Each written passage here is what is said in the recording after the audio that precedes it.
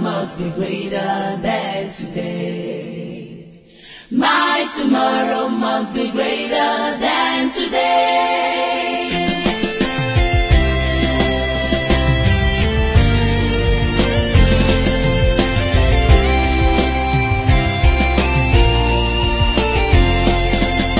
His hands are not short that it cannot reach to you. His eyes are never blind, he cannot see your tears. His ears are not deaf that he cannot hear you cry. Your tomorrow must be greater than today. Your tomorrow must be better. Fidèles auditeurs, nous sommes encore une fois très contents de vous accueillir dans ce nouveau numéro de Today for My Tomorrow, T40 en abrégé. Bien sûr, c'est pas la première fois d'entendre parler de Today for My Tomorrow, T40. Ou si c'est votre première occasion, nous vous accueillons avec beaucoup plus de plaisir, beaucoup plus de joie dans cette émission Today for My Tomorrow.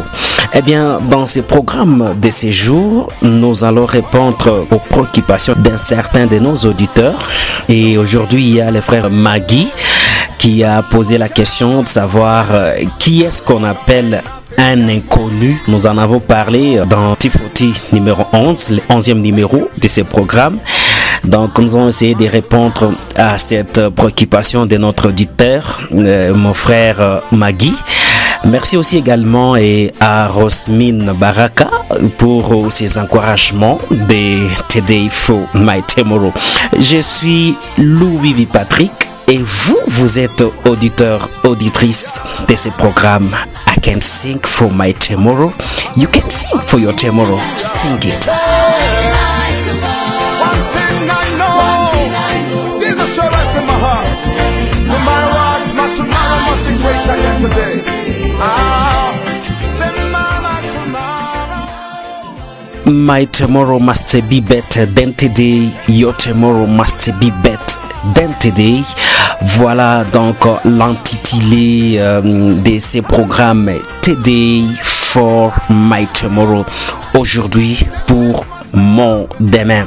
Je l'ai dit dans l'indicatif ou dans l'introduction de ces programmes, de ces nouveaux numéros de Today for My Tomorrow, qu'aujourd'hui nous allons répondre à la préoccupation de notre frère Maggie, qui a voulu savoir qu'est-ce qu'on appelle inconnu, parce que dans l'émission Today for My Tomorrow numéro 11, nous avons parlé parmi les grands principes de réussir sa vie, il faut rencontrer l'inconnu.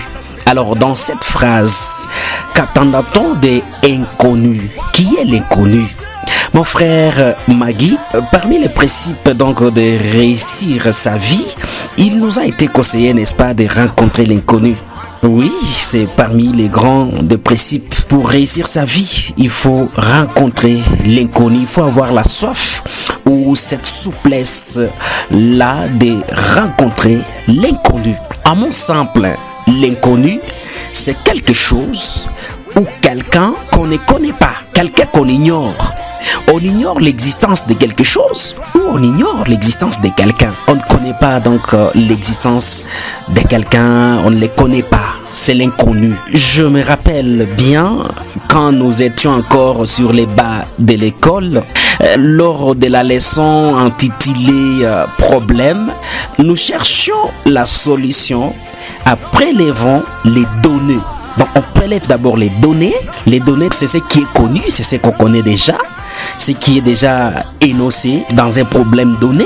On cherchait maintenant l'inconnu, donc qu'on ne connaît pas, ou la chose qu'on demande, en vue de définir la formule à utiliser pour avoir la solution à ces problèmes. Je crois bien que tu es d'accord avec moi.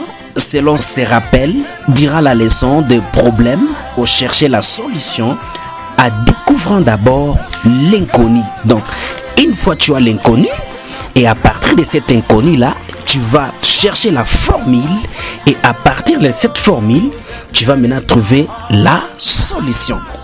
Alors, revenons à notre programme Today for My Tomorrow, aujourd'hui pour mon demain.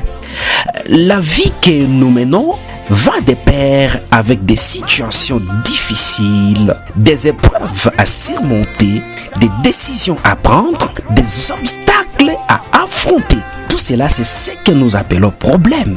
Les difficultés, les obstacles, les décisions à prendre, tout cela, ça constitue ce que nous pouvons appeler problème. Selon, bien sûr, ce que nous venons d'énoncer dans notre réflexion. Je disais bien que dans cette vie que nous menons, il y a des obstacles à affronter, il y a des décisions à prendre, il y a des épreuves à surmonter où nous sommes censés à trouver la solution. Dieu ne donne jamais une mission sans donner la provision. Et donc, à chaque obstacle, à chaque difficulté, à chaque problème, à chaque épreuve que nous pouvons rencontrer dans notre parcours sur cette terre, on a bien sûr une solution. Souvent, cette solution est trouvée par l'intermédiaire de l'inconnu. C'est à partir de cet inconnu-là que tu vas maintenant avoir la formule, tu vas maintenant avoir un réconfort, tu vas maintenant avoir un appui qui va t'aider à trouver la solution. Donc c'est la clé, à d'autres mots, pour dire, dans ce monde ici, dans lequel nous vivons, il y a déjà des personnes beaucoup plus expérimentées qui ont, elles aussi, rencontré l'obstacle que tu as rencontré, comme je parle de toi qui m'écoutes, pour ne pas vouloir dire que je te minimise, mais juste pour te citer, juste pour t'interpeller que je m'adresse particulièrement à toi.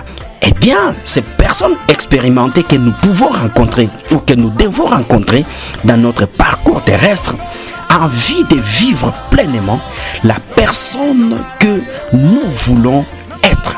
Parce que il est dit que rien ne se crée sur cette terre ou dans ce monde, mais ça se transforme.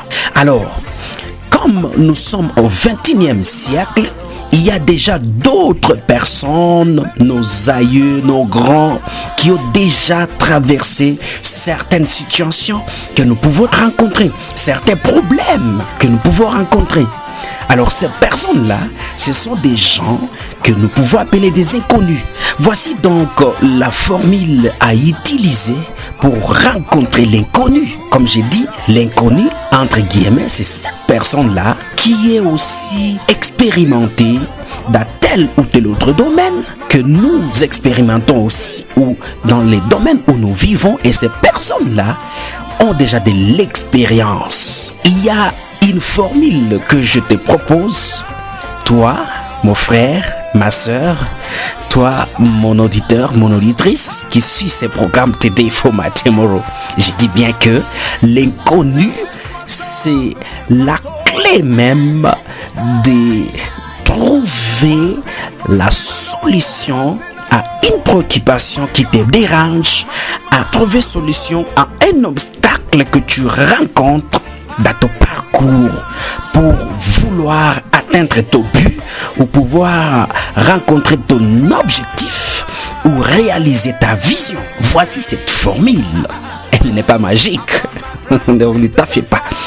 Numéro 1, donc, comme c'est une formule, la première des choses qu'il faut faire, il faut d'abord identifier là où les personnes expérimentées par rapport à l'obstacle que tu as rencontré dans ton chemin te mena vers l'accomplissement de ta vision. Il faut d'abord identifier les personnes ou la personne. Tu dis, je suis en train de vouloir être ceci. Je suis en train de vouloir aboutir à ceci. Tu vois, souvent, il y a des gens qui ont de l'expérience. Et ces gens-là, ce sont là que nous pouvons appeler les inconnus. Parce que dans la vie, c'est vraiment difficile de dire qu'on est la première personne à embrasser telle ou telle autre carrière. Dans l'autre numéro de Today for My Tomorrow, nous avons parlé de quelques principes de comment créer sa vision. Nous avons parlé qu'il faut avoir la source d'inspiration. Donc les sources ne manquent jamais. Comme je disais que la première chose à faire, c'est identifier là où les personnes qui sont expérimentées. La femme, par exemple, atteinte d'une perte de sang, 12 ans dira, se disait en elle-même, si je puisse seulement toucher son vêtement, je serai guéri. Te souviens-tu de cet exemple ou de cet enseignement que nous rencontrons dans Matthieu chapitre 9, le 20e et le 21e verset? Cette femme souffrait et pour qu'elle ait sa guérison, il a fallait qu'elle fasse tout son mieux possible de toucher rien que les vêtements de Jésus-Christ. L'Écriture dit qu'une foule immense accompagnait Jésus partout où il passait. Je m'imagine que les disciples de Jésus-Christ formaient sa ceinture de sécurité durant cette marche-là. Imagine les difficultés que cette femme a rencontrées ou a surmontées pour qu'elle perce toute cette foule immense jusqu'à aller toucher les vêtements de Jésus-Christ. Cette femme a identifié la personne à rencontrer, devant l'aider à trouver solution à son problème. Et donc dans ce cas ici, c'est Jésus-Christ qui était la personne inconnue de cette femme. Et Jésus-Christ a vraiment répondu favorablement et a aidé cette femme. Elle a recouvert, n'est-ce pas, sa guérison. Elle a trouvé sa santé revenir à la normale. Deuxième chose que je te propose dans la formule que je t'ai énoncée, sortir de sa zone de confort. Je dis bien, sortir de sa zone de confort. Ici, c'est souvent les complexes, soit de supériorité, soit d'infériorité. Nous nous posons des questions comme celle-ci. Souvent, quand nous sommes face à une situation quelconque, nous demandons de sortir de notre zone de confort. Moi, avec ma personnalité, mais voir consulter telle ou telle autre personne, que diront les gens qui vont me voir à côté de telle? Non, ça ne colle pas avec ma personnalité. Complexe de supériorité. Ces complexes-là, des fois, nous engloutit. Proverbe 16e chapitre, 18e verset, nous dit: l'arrogance précède la ruine et l'orgueil précède la chute. Et donc, sortir de sa zone de confort, c'est aussi quelque chose que nous devons apprendre pour rencontrer l'inconnu. L'autre question que nous nous posons: comment saurais-je me présenter devant elle? Non, il ou elle ne me recevra pas. Complexe de infériorité. Des fois, ce complexe aussi nous rend vraiment faibles. Vivre l'accomplissement de ta vision dépend de la manière dont tu as nourri ton intérieur, ou de ce que tu te dis toi-même, ou dépend de la capacité d'écoute de ton intérieur. Tu dois vivre vraiment ta vision, accomplir son objectif. C'est pas quelque chose de plus facile. Il faut sortir de sa zone de confort. Tu sais, souvent notre intérieur nous parle avant d'accomplir tel ou tel autre acte. Souvent l'intérieur nous parle. C'est pourquoi on nous dit que dans l'homme, il y a souvent deux voix. L'autre qui dit fais ça, et l'autre dit oh, il faut pas faire. L'autre dit fais ça. Alors il y a une sorte de guerre, une sorte de combat intérieur là-bas, au fond de nous. Avant de faire ou de poser tel acte, souvent l'intérieur nous parle. Et d'habitude, nous n'avons pas le temps d'écouter l'esprit qui nous parle, l'intérieur qui parle à nous. Te penches-tu plus sur des croyances limitantes ou sur des illusions? Parce que souvent, quand tu veux faire quelque chose d'extraordinaire, d'exceptionnel, d'excellent, souvent, il y a les croyances limitantes. Est-ce que je saurais? Est-ce que vraiment, est-ce que... Tu vois, là, c'est toi qui te parles. Vis la lourdeur. Vis ce que tu as, ton image, ton statut social. Par exemple, complexe de supériorité. Oh non, moi tel. Me voir avec tel, vouloir écouter son avis, sa contribution pour que je puisse atteindre telle ou telle autre chose. Ah non, ça ne colle pas. Non, il est dit que les illusions sont les bons ennemis du bon sens. L'avait dit un chercheur. Et donc, quand tu te fais des croyances limitantes, des illusions, des préjugés, là vraiment, tu es à côté. Tu vas pas aboutir, tu vas pas vraiment vivre la personne que tu veux que tu sois. Il faut rencontrer l'inconnu. Revenons à notre exemple de la femme qui a souffert 12 ans durant de la perte du sang. Cette femme qui avait souffert pendant longtemps, pendant 12 ans, n'avait pas mystifié ou regardé les obstacles, les difficultés qu'elle devrait rencontrer en perçant cette foule qui entourait Jésus-Christ. La seule motivation qui était en elle était de voir son rêve, son souhait se réaliser, voir son problème, trouver solution. Et la solution à son problème n'était rien d'autre que sa guérison. Je ne pense pas que toucher les vêtements de Jésus-Christ était la chose facile à faire. L'Écriture dit, Jésus se tourna et dit à la voyant, prends courage ma fille, ta foi t'a guérie. Et cette femme fut guérie à l'heure même. Matthieu 9, le 22e verset. Nous sommes en train de répondre à la question de notre frère Maggie qui a voulu savoir qui est l'inconnu.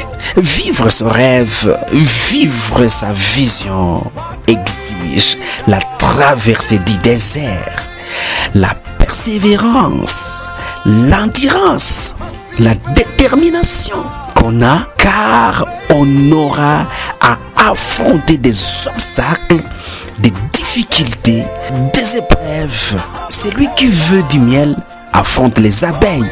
Dit-on, vois les abeilles, vois le miel qui est devant toi. Sors de ta zone de confort. Fais les premiers pas. Cherche les personnes qui ont plus de l'expérience dans ce que tu veux faire. Et tu verras ta vision. Tu verras que tu vas atteindre ton objectif. Je disais que il y a la formule que je te propose pour que tu puisses rencontrer l'inconnu. L'élément numéro 1, c'est d'identifier d'avance la personne expérimentée dans les domaines où tu veux exceller. C'est cette personne-là que nous appelons l'inconnu. Deuxième élément, c'est de sortir de sa zone de confort. Sortir de sa zone de confort. Eh bien, là, ce n'est pas toujours facile. Des fois, c'est l'humiliation. Vois un peu combien de fois, souvent quand on est humilié, c'est vraiment maintenant l'élévation qui est là. C'est pourquoi il est dit aussi que les premiers seront les derniers. Ou quand on dit, si tu veux être grand, sers d'abord les autres. Parce que souvent nous nous disons, comment moi je peux faire ceci, vu mon statut social que j'occupe. Moi, me voir avec tel, non, c'est pas vraiment moi. Ou des fois, nous nous minimisons, nous nous sous-estimons face à telle ou telle autre personne. Il faut sortir de sa zone de confort. Voilà donc ce que nous pouvons dire par rapport à ta préoccupation, par rapport à l'inconnu. L'inconnu, c'est qui? Nous avons dit que l'inconnu, c'est la personne qu'on ne connaît pas. Souvent, cet inconnu, cette personne beaucoup plus expérimentée, a toujours de la lumière, des opinions pouvant nous aider à grandir ou à vivre réellement les rêves que nous avons. Ça a été un grand plaisir de répondre à cette préoccupation et de vous présenter ce programme Today for My Tomorrow. Vous avez une préoccupation, faites comme les autres les font au 09 72 50 45 47. Nous serons contents de vous lire et de recevoir vos préoccupations. C'était le programme Today for My Tomorrow, un programme de Heaven Group, vous présenté par Louis Patrick. On se retrouve à la fois prochaine. Au revoir.